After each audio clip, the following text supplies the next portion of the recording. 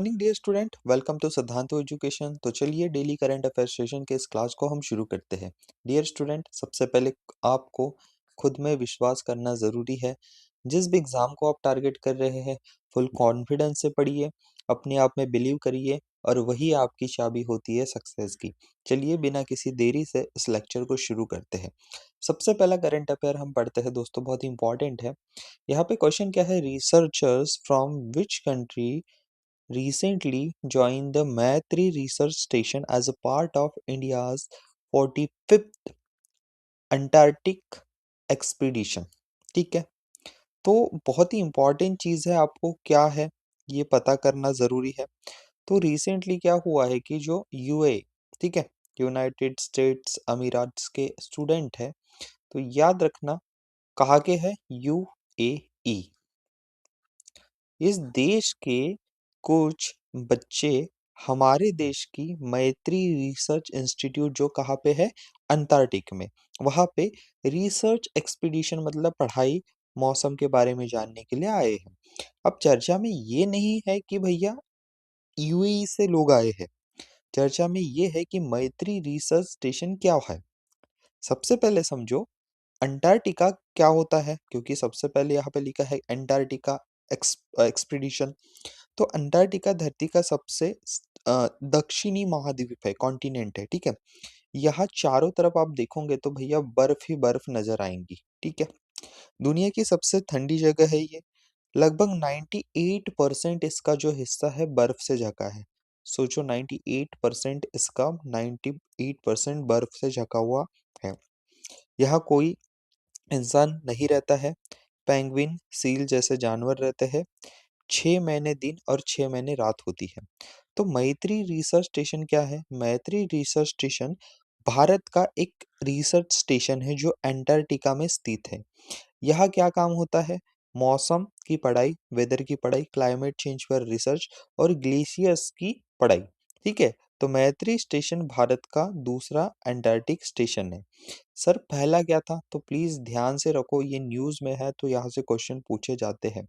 पहला था दक्षिण, ठीक है, दक्षिण गंगोत्री, ठीक है। दक्षिण क्या था? गंगोत्री, ठीक है, पहला।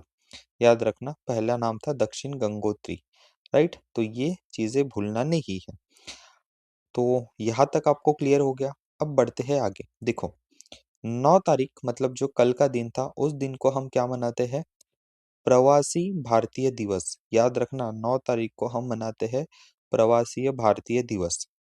ध्यान से सुनो, प्रवासी भारतीय दिवस इसलिए मनाया जाता है कि विदेशों में रहने वाले भारतीयों को सम्मान दिया जा सके, भारत के विकास में उनका योगदान याद करा जा सके, भारत और प्रवासी भारतीयों के बीच संबंध मजबूत किए जा सके। लेकिन सिग्निफिकेंस क्या है? 9 जनवरी 1915, ठीक है, मैं क्या बोल रहा हूँ फिर से याद करो। 19th ऑफ जनवरी, ठीक है, 19th of January, 19 9th of January 1915, इस दिन को महात्मा गांधी जी दक्षिण अफ्रीका से भारत लौटे थे। गांधी जी खुद एक प्रवासी भारतीय थे, इसी वजह से इस दिन को चुना गया है, राइट। तो याद रखो, बहुत ही इंपॉर्टेंट डे होता है ये। आगे बढ़ते हैं। मैंने जो आपको बताया सिग्निफिकेंस क्या है 9 जनवरी का, इसको क्यों भारतीय प्रवासी दिवस बोलते हैं, ये चीज देखिए। क्या हो रहा है? Which summit is scheduled in India for February 2026। फरवरी 2026 में कौन सा समिट भारत में होने वाला है? तो इसका सही आंसर है AI impact summit, option number B, right. तो एआई इम्पैक्ट समिट 2026 एक बड़ा इंटरनेशनल ग्लोबल समिट है जहां दुनिया भर के नेता, टेक्नोलॉजी कंपनियों के सीईओ, साइंटिस्ट और जो हमारे यहाँ पॉलिसी मेकर्स होते हैं वो आर्टिफिशियल इंटेलिजेंस के बारे में विचार करेंगे। खासकर ये कैसे लोगों के लिए अच्छा और सुरक्षित और जिम्मेदार इसको बनाया जा सकता है, इस पे बातें होंगी। आर्टिफिशियल इंटेलिजेंस का मतलब होता है कृत्रिम बुद्धिमत्ता। ये कंप्यूटर और मशीन्स ऐसे तरीके से चलाता है कि वे इंसान की तरह सोच सकता है, सीख सकता है, निर्णय ले सकता है। आज school, hospitals, agriculture, traffic, education, बहुत सारी चीज़ों में एआई मदद करते आ रहा है। कब होने वाला है? ये होने वाला है 19 से 20 फरवरी में। कहाँ पे? दिल्ली भारत मंडपम। अब बढ़ते हैं आगे, बहुत ही इंपॉर्टेंट न्यूज़ हमको कवर करना है। देखिए, ये क्या चीज़ है? देखिए, भारत में हाल ही में चर्चा में है सूर्यास्त्र रॉकेट सिस्टम। इंडियन आर्मी का एक इंडक्शन प्रोग्राम है, जिसमें अगर हम बात करें तो यहाँ पर एक advance long range multi Cabral rocket launcher system देख रहे हो। ये गाड़ी में इंडिया का पहला बना हुआ भारत में यूनिवर्सल मल्टी कैब्रल लॉन्चर ये है। ये भारत का पहला जो मैंने भी बोला यूनिवर्सल मल्टी कैबलर रॉकेट लॉन्चर है, जिसका मतलब है कि एक ही प्लेटफॉर्म से अलग-अलग प्रकार के रॉकेट और म्यूनिशन लॉन्च करना। ये सिस्टम पुणे बेस्ड एनआईबीई लिमिटेड द्वारा बनाया जाएगा, इज़राइल एल्बिट सिस्टम टेक्नोलॉजी के कोलैबोरेशन से। ठीक है, देखो क्या है, पुणे की बेस्ड एक कंपनी है और इज़राइल की थोड़ी-सी यहाँ मदद है। तो जो मैंने आपको बताया बहुत इंपॉर्टेंट चीज़ है। इसमें डीप स्ट्राइक कैपेबिलिटी मतलब 150 किलोमीटर तक शॉर्ट रेंज, 300 किलोमीटर तक लॉन्ग रेंज की स्ट्राइक कैपेसिटी है। इसका मतलब इंडियन आर्मी दुश्मनों के behind the line command centre को भी ध्वस्त कर सकती है। आत्मनिर्भर भारत मतलब मेड इन इंडिया इनिशिएटिव को आगे बढ़ाता है। राइट, तो ये सारी चीजें जो आपको मैंने बताई याद रखो। ठीक है, तो आगे बढ़ते हैं नेक्स्ट करंट अफेयर। बहुत इंपॉर्टेंट है ये। हमारे जो ट्रम्प अभी चर्चा में चल रहे हैं, तो यूएसए ने क्या किया है, विड्रॉ कर दिया है 66 इंटरनेशनल बॉडीज से। मतलब क्या होता है इसका, देखिए यूएन की जो एफिलिएटेड बॉडीज है, तो जैसे वर्ल्ड हेल्थ ऑर्गेनाइजेशन ऐसे ऐसे आते हैं ना, तो उस तरीके से 31 यूएन एफिलिएटेड बॉडीज से यूएन ने अपने आप को पीछे ले लिया, विड्रॉ कर लिया। और 35 ऐसे ऑर्गेनाइजेशंस है जो नॉन यूएन बॉडीज है उससे, तो टोटल 66 बॉडीज से उसने पीछे अपने आप को ले लिया। लेकिन उसी के साथ साथ उसी में से एक इम्पॉर्टेंट ऑर्गेनाइजेशन थी, वो थी इंटरनेशनल सोलर अलायंस। इसका मतलब होता है कि international solar alliance is equal to दुनिया के देशों को सोलर एनर्जी बढ़ाने वाला एक संगठन है, जिसका हेडक्वार्टर कहाँ पे है, गुरुग्राम इंडिया। ठीक है, इसको इंडिया ने ही फॉर्म करा था। तो ये सारी चीज़ें हैं। तो यूएसए ने आईएसए से बाहर जाने की कुछ हद तक फंडिंग और सपोर्ट कम हो सकता है, यूएसए बाहर चला गया, लेकिन जब इंटरनेशनल सोलर अलायंस का काम कंटिन्यू है, इसके साथ बाकी देश भी है, तो डरने की कोई चिंता नहीं है। लेकिन चर्चा में रहा है इंटरनेशनल सोलर अलायंस, तो उसका हेडक्वार्टर है गुरुग्राम इंडिया। ठीक है, गुरुग्राम इंडिया। अब बढ़ते हैं आगे। मिशन एकम्प्लिश मतलब क्या बोल रहे हैं कि भारतीय रेलवे ने इलेक्ट्रिफिकेशन जर्नी में बहुत आगे, मतलब बहुत 99% टू, ठीक है, 99.2% पूरे रेलवे में इलेक्ट्रिफिकेशन इलेक्ट्रिक लाइंस बिछा दी गई है, यही ये बोलना चाह रहा है। तो अब ज़्यादातर ट्रेनें बिजली से चलेंगी, डीजल से नहीं चलेंगी। इसमें क्या होगा, फ्यूल की बचत होगी, डीजल कम लगेगा, बिजली ज़्यादा मतलब पैसे की बचत। एनवायरनमेंट फ्रेंडली रहेंगी, कम धुआं, कम प्रदूषण, स्वच्छ हवा। ट्रेन ज़्यादा तेज और भरोसेमंद रहेंगी, इलेक्ट्रिक ट्रेन ज़्यादा पावरफुल और स्मूथ रहती है। इम्पोर्टेंट ठीक है, जो इम्पोर्ट डिपेंडेंस कम हो जाएगा, मतलब डीजल बाहर से आता था, बिजली देश में बनती है। तो याद रखना, उसी के साथ-साथ क्या किया है कि ये आपको दिख रहा है सोलर कैपेसिटी, तो सोलर पावर में भी रेलवे आगे निकल चुका है। स्टेशन की छतों पर सोलर पैनल लगवाना, अपनी सोलर पावर कैपेसिटी को भी बढ़ा रहा है। और net zero carbon emission by 2030 ये इसका गोल है। तो अब अगर हम बात करें तो ग्लोबल रेलवे इलेक्ट्रिफिकेशन की, तो स्विट्ज़रलैंड पहले नंबर पे आता है। दूसरे में अब भारत आ चुका है, थर्ड पे चाइना, फोर्थ पे जापान और फिफ्थ में यूके। राइट, तो याद रखिए भारत अब सेकंड नंबर पे आ चुका है। आगे बढ़ते हैं डियर स्टूडेंट, बहुत इंपॉर्टेंट चीज़ है, देखो भारत ने बायो ब्यूटामाइन रिवॉल्यूशन लाया है, मतलब अब भारत की जो रोड्स होंगी, ये बायो ब्यूटामाइन एक इको फ्रेंडली सड़क सामग्री से बनेंगी। ये पेट्रोलियम ब्यूटामाइन मतलब जो आप देख सकते हो ना, ये डांबर की रोड जो बनती है, अब ये पूरी टोटल बनना बंद होगी, इसमें कुछ चेंजेस लाए गए।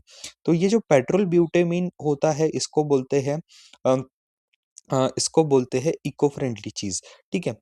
बायोमास को प्रोसेस किया जाएगा, मतलब देखिए एग्रीकल्चर का जो बायोमास होगा, इसको प्रोसेस किया जाएगा, उससे बायो ऑयल और लिग्निन निकलता है। इसे ब्यूटामाइन के साथ मिक्स या रिप्लेस किया जाता है, इसके साथ सड़कें या रोड बनाई जाती है। समझो सिंपल सा क्यों इम्पोर्टेंट है, तो आपको सब कुछ इस साइड ब्लैक ब्लैक और इस साइड अगर आप देखते हो तो ग्रीन ग्रीन दिखेगा। इसका मतलब क्या होता है कि एनवायरनमेंट फ्रेंडली होगा, कम पॉल्यूशन, कम कार्बन इमिशन, पेट्रोलियम पर निर्भरता कम होगी, क्रूड ऑयल इंपोर्ट इससे घटता है, वेस्ट का सही उपयोग होगा जो कृषि सेक्टर में पराली जलाते हैं, कॉस्ट सेविंग मतलब लॉन्ग टर्म, सड़क की लाइफ ज़्यादा होंगी, मेंटेनेंस कम होगा और ग्रीन इंफ्रास्ट्रक्चर को बढ़ावा दिया जाएगा, राइट? तो ये ग्रीन हाईवेज दिखेंगे आपको, इंपॉर्टेंट चीज़ है, याद रखिए। आगे बढ़ते हैं, अगला बहुत इंपॉर्टेंट है, India top cities for women in 2025। यहाँ पे एक अवतार ग्रुप के द्वारा रिपोर्ट लाई गई है, city identify the most inclusive urban centre for women. ठीक है, सो अगर हम बात करें तो बैंगलोर सबसे टॉप पे है, सेफेस्ट सिटी, और महिलाओं के लिए आगे आने वाले रोजगार के संसाधन हो गए, अपॉर्चुनिटीज हो गई, ये यहाँ पे देखने को मिलती हैं।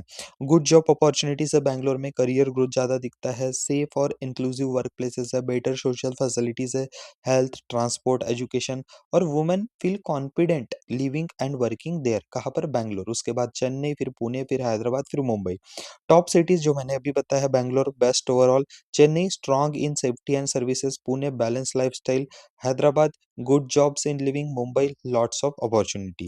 Dear students, so Bangalore is top city for women in India in 2025 because it's offer good safety, good opportunities. ठीक है, तो ये चीज आपको समझ में आना होगा।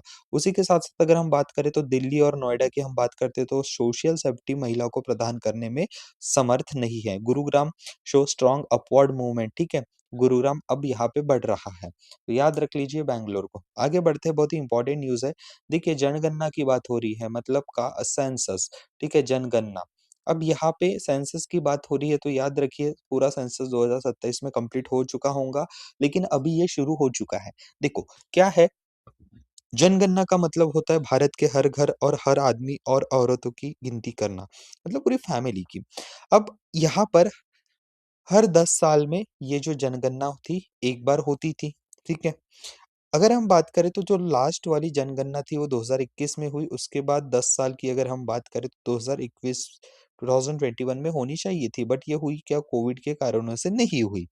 इसीलिए भारत अब जनगणना 2 चरणों में होगी भारत में। एक होती है पहली हाउस लिस्टिंग, दूसरी होगी पॉपुलेशन इन्यूमरेशन।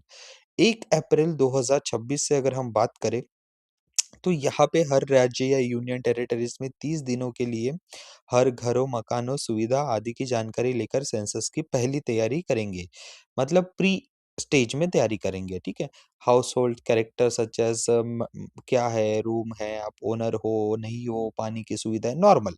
जब दूसरा फेज शुरू होगा फरवरी 2027 में, तब यहाँ पे एक्चुअल एक्चुअल हर व्यक्ति की संख्या, उम्र, लिंग, शिक्षा, काम क्या करते हो, भाषा क्या है, धार्मिक जानकारी, एक्सेट्रा एक्सेट्रा सारी चीजें यहाँ पे पूछी जाएंगी। पॉपुलेशन क्या है आपके, ये सब चीजें। तो सेंसस क्यों इम्पोर्टेंट है? सरकार को पता चलता है कि कितने लोग हैं और उनकी ज़रूरतें क्या है, स्कूल, अस्पताल, सड़कें, पानी, बिजली जैसी योजना बनाने में मदद आता है। ठीक है, पहली बार जाति जनगणना कास्ट सेंसस होंगी। ठीक है, 93 ईयर्स के बाद ये पहली बार आपकी जाति जनगणना मतलब कास्ट बेस्ड सेंसस होने वाला है। ठीक है, तो ये चीज़ें ज़रूर याद रखिए दोस्तों। आगे बढ़ते हैं, इंपॉर्टेंट ऑर्गेनाइजेशन है तो पढ़ लेते हैं। आईएमएफ इंटरनेशनल मॉनेटरी फंड का हेडक्वार्टर है वॉशिंगटन डीसी, वर्ल्ड बैंक का हेडक्वार्टर है Washington DC, world economic forum का हेडक्वार्टर है Switzerland, world trade organisation Geneva, international crime court the Hague, united nation organisation का हेडक्वार्टर है द न्यूयॉर्क। उसी के साथ साथ अगर हम बात करें तो world trade organisation IMF, NATO का हेडक्वार्टर अगर बात करें तो ब्रुसेल्स बेल्जियम 1949 में फाउंड हुआ। World trade organisation Geneva Switzerland. OPEC की बात करते तो वियना ऑस्ट्रिया में है। यूनेस्को का headquarter Paris France. European union का हेडक्वार्टर है ब्रुसेल्स बेल्जियम। G20 हर साल रोटेट होता है, नो स्पेसिफिक हेडक्वार्टर। ठीक है, और IAE इंटरनेशनल, ठीक है, इसका भी वियना ऑस्ट्रेलिया में। तो दोस्तों, अगर आपने वीडियो को लाइक नहीं किया है अभी तक, वीडियो को हाई पॉइंट्स नहीं दिया है, तो प्लीज़ ज़रूर इस वीडियो को हाई पॉइंट्स दीजिए। सब्सक्राइब करना मत भूलिए, कमेंट करिए कि कैसा लगता है आपको वीडियो, एंड शेयर कीजिए अपने दोस्तों तक। आगे बढ़ते हैं, अगला करंट अफेयर पढ़ते हैं। यहाँ पे देखिए, एनवीडिया के एक CEO है जिनका नाम है यानसेंग योंग। इनको 2026 का IEE मेडल ऑफ ऑनर मिला है। ठीक है, अगर हम बात करें तो ये दुनिया का सबसे बड़ा टेक्नोलॉजी वाला सम्मान है। किसको मिला है आपको पता है? CEO है एनवीडिया के जैनशिंग योंग। ठीक है, चीफ एंड एग्जीक्यूटिव ऑफिसर। तो institute of electrical and electronics engineerings ने इनको ये अवार्ड है दिया है। ये अवार्ड उन लोगों को मिलता है जिन्होंने टेक्नोलॉजी में टेक्नोलॉजी से दुनिया बदल दी है। इसे टेक्नोलॉजी का नोबेल प्राइज़ भी कहते हैं। ये मेडल क्यों दिया जाता है? नई टेक्नोलॉजी का इन्वेंशन करना, इंजीनियरिंग और साइंस में बहुत बड़ा योगदान देना, ठीक है? जिसका असर पूरी दुनिया पर पड़े। तो अगर हम पूछे कि सर क्यों इनको दिया गया है? तो देखिए, जीपीयू को आर्टिफ़िशियल इंटेलिजेंस का दिमाग इन्होंने बनाया। पहले जीपीयू सिर्फ़ गेमिंग के लिए था, तो अभी जीपीयू को आर्टिफ़िशियल इंटेलिजेंस, डाटा सेंटर और सुपर कंप्यूटिंग का इन्होंने बेस बना दिया गया है।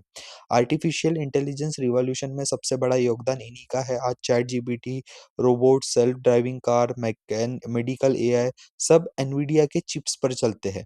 फ्यूचर टेक्नोलॉजी को शेप दिया इन्होंने, ठीक है? मशीन लर्निंग, क्लाउड कंप्यूटिंग को तेज़ किया, पूरी डिजिटल इकोनॉमी को इससे बूस्ट मिलता है। आई होप कि याद रखना है आपको नाम। डियर स्टूडेंट, नेक्स्ट आपके सामने जो पर्सन है बहुत ही इम्पोर्टेंट है। देखिए यहाँ पे नाम क्या है? यहाँ पे नाम है जिसॉन जॉनसन। इन्होंने रिटायरमेंट अनाउंस किया, तो पूछ सकते हैं कि ये प्लेयर कौन से खेल से बिलॉन्ग करते हैं या इन्होंने कौन-सा मेडल जीता है। तो भारत के यहाँ पे डिस्टेंस रनर मतलब 800 से 1500 मीटर के जो रनर है, इसमें जो दौड़ते हैं, वो है इन्होंने नेशनल रिकॉर्ड भी बनाया है, भारत आर्मी में सूबेदार रैंक पर भी है, पिछले 15 साल तक भारत का ये प्रतिनिधित्व करते थे। उन्होंने 7 जनवरी 2026 को कॉम्पिटिटिव एथलेटिक्स से रिटायरमेंट की घोषणा कर दी है। ठीक है? अगर हम बात करें तो 2018 में जकार्ता एशियन गेम्स हुए थे, वहाँ पे 2018 में इन्होंने कौन-सा मेडल जीता है भाई? गोल्ड मेडल, ठीक है? गोल्ड मेडल जीता है। कितने मीटर रनिंग में? 1500 मीटर रनिंग में, ठीक है? तो गोल्ड मेडलिस्ट भी हैं, ठीक है? तो ये चीज़ आपको याद रखना है। अब आगे बढ़ते हैं, नेक्स्ट इम्पोर्टेंट चीज़ हम पढ़ते हैं। बाल विवाह मुक्त भारत, ठीक है? बाल विवाह मुक्त भारत एक मिशन जो चलाया जा रहा है, तो ये भारत सरकार की एक राष्ट्रीय मिशन है। इसका उद्देश्य है कि भारत से बाल विवाह मतलब चाइल्ड मैरिज को खत्म करना, ठीक है? ये क्यों लाया गया? देखिए, लड़कियों की पढ़ाई रुक जाती है अगर उनका बाल विवाह नहीं रोका गया तो। मतलब अगर आप स्टॉप करते हो तो उनको और अपॉर्च्युनिटी मिलेंगी, ठीक है? शादी होने के बाद वो उतना छोटे बच्चों पे असर बहुत पड़ता है, तो लड़कियों की पढ़ाई रुक जाती है, स्वास्थ्य पर बुरा असर पड़ता है, ठीक है? गरीबी और एक इनइक्वालिटी बढ़ती है। कॉन्स्टिट्यूशन और यहाँ पे चाइल्ड आपके अधिकारों का, बाल अधिकारों का उल्लंघन होता है। तो ये जो पूरा प्रोग्राम चलाया जा रहा है, India mission to end child marriage, बाल विवाह मुक्त अभियान, तो ये चलाया जा रहा है ministry of women and child development, ठीक है? इस मिशन में क्या-क्या किया जाएगा? अवेयरनेस कैंपेन, गाँव-गाँव में जागरूकता, school education, legal action, community involvement और गर्ल्स एम्पावरमेंट, ठीक है? तो बहुत ही इम्पोर्टेंट है। कानूनी बातें आपको बताऊँ तो भारत में लड़की की शादी की कानूनी उम्र 18 साल है, लड़कों के लिए 21 साल, ठीक है? तो यहाँ पे प्लीज़ याद रखिए, लेकिन लेकिन इसको कुछ तो भी ऐसा नहीं होना चाहिए, कुछ अपॉर्च्युनिटीज़ मिलना चाहिए, ठीक है? बाल विवाह मुक्त भारत का मतलब है कोई भी बच्चा जल्दी शादी नहीं करे, इससे बच्चे पढ़ सक इसमें क्या होता है? इससे बच्चे पढ़ सके, स्वस्थ रहे और अपने सपने पूरे कर सके, ठीक है? तो ये चीज़ें याद रखना है।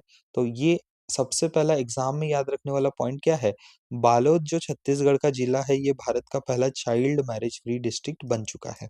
आगे बात करते हैं, बहुत ही इम्पोर्टेंट एक अवार्ड है, नृत्य कला निधि, ठीक है? Nritya Kala Nidhi honouring a Bharatanatyam legend.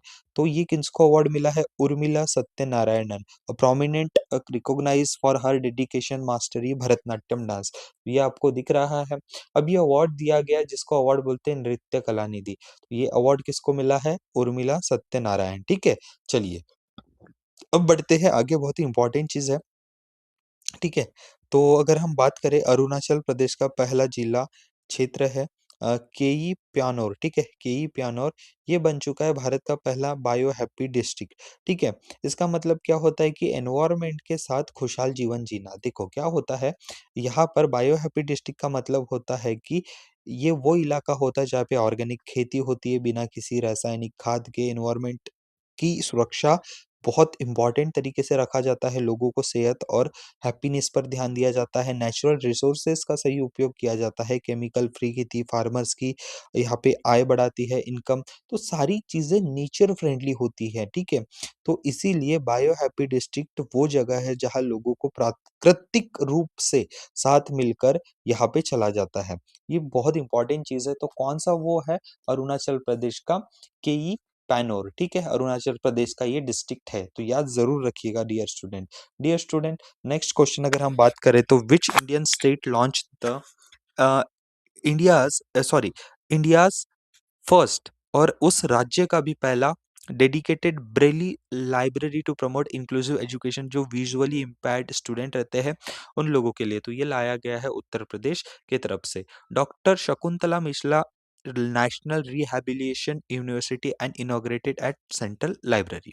ठीक, which bank launched the safety center on its mobile banking application enhance customer control or digital banking security? So its correct answer is Axis Bank। तो याद रखिए सेफ्टी सेंटर का feature उन्होंने अपने application में लाया है और टेक्नोलॉजी को एनहांस करने के लिए। तो कौन सा बैंक है? Axis bank. Dear student, I hope कि आपको ये लेक्चर पसंद आया है। अगर आप आरबीआई असिस्टेंट या अटेंडेंट की एग्जामिनेशन की तैयारी कर रहे हैं तो हमने आपके लिए बेसिक टू एडवांस एक बैच शुरू किया है फ्री ऑफ कॉस्ट हमारे यूट्यूब पे। अगर आपको क्या फैसिलिटीज चाहिए, क्या मिलेगा, तो यहाँ पे आप देख सकते हैं study material completely free batch रहने वाली है, एक्सपर्ट फैकल्टीज रहेंगे हर सब्जेक्ट के लिए, डेली लाइव लेक्चर्स होंगे, टॉपिक वाइज कंप्लीट कोर्स कराया जाएगा। सो आप इससे जुड़ना चाहते हैं तो आपको एक ही काम करना है, चैनल को सब्सक्राइब करना है।